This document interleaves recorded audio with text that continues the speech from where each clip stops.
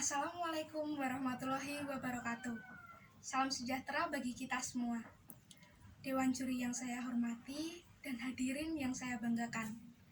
Pada kesempatan yang berharga ini, marilah kita panjatkan puji syukur kepada Tuhan Yang Maha Kuasa atas limpahan berkat dan rahmat-Nya, sehingga acara lomba pidato daring yang diselenggarakan oleh Universitas Ahmad Dahlan dapat terselenggara dengan lancar.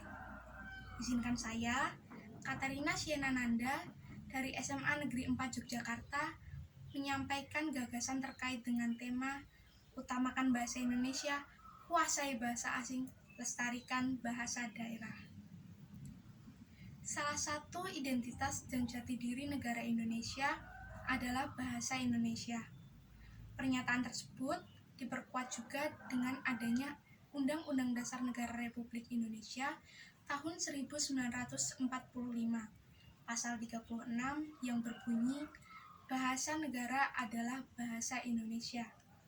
Maka dari itu, kita sebagai warga negara Indonesia, khususnya pelajar dan mahasiswa, harus mengutamakan penggunaan bahasa Indonesia dengan baik dan benar.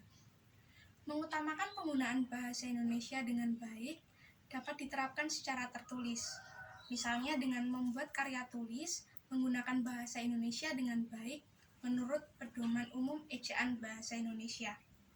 Penerapan secara lisan juga dapat kita lakukan. Pada saat kita berkomunikasi dengan teman yang berbeda suku, penggunaan bahasa Indonesia yang baik dan benar dapat membantu mengurangi kesalahpahaman dalam berkomunikasi. Karena kita ketahui bahwa fungsi bahasa Indonesia bukan hanya sebagai bahasa negara, melainkan juga sebagai bahasa nasional dan bahasa pemersatu yang pastinya dipahami oleh masyarakat dari berbagai suku di Indonesia.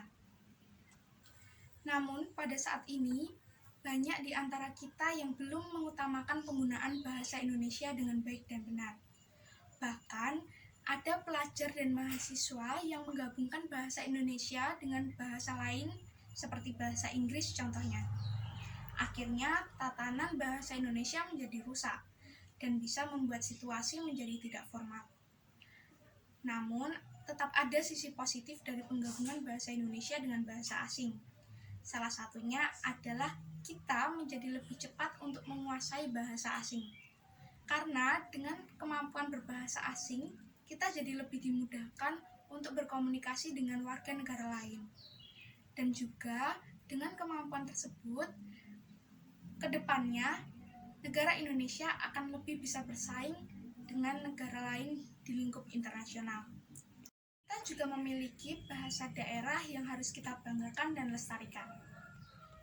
Melestarikan bahasa daerah bisa kita mulai dari hal-hal kecil. Contohnya, kita sebagai orang Yogyakarta bisa memulai melestarikan bahasa Jawa dari lingkup terdekat. Pembiasaan penggunaan bahasa Jawa sepenuhnya ketika berkomunikasi dengan orang yang lebih tua, atau bisa juga ketika berkomunikasi bersama teman yang sesuku atau sesama warga Yogyakarta, juga merupakan upaya kita melestarikan bahasa Jawa. Jangan sampai kita menjadi orang Jawa yang kehilangan Jawanya karena tidak bisa berbahasa Jawa. Dewan juri dan hadirin sekalian, kita sebagai warga negara Indonesia memegang banyak peran yang penting untuk negara ini.